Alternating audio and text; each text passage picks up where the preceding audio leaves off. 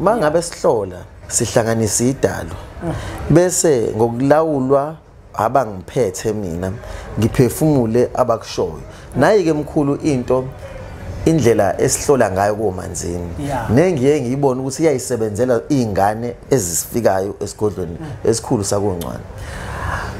asikutsheli yonke into sikutshela izinto ezibalekile yebo awungeni kwamanzini uhamba ngeinduku bese uphuma usuhamba ngohlaka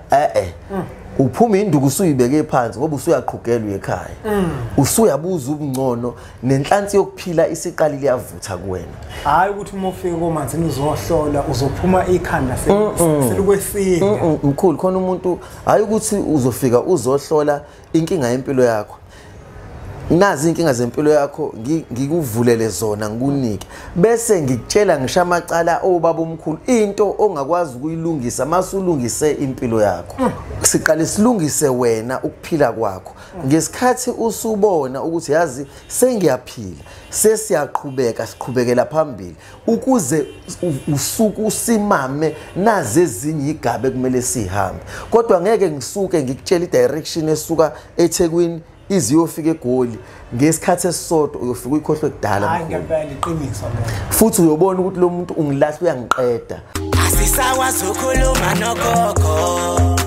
khuluma kokuthini nezinto amafasha abahlosile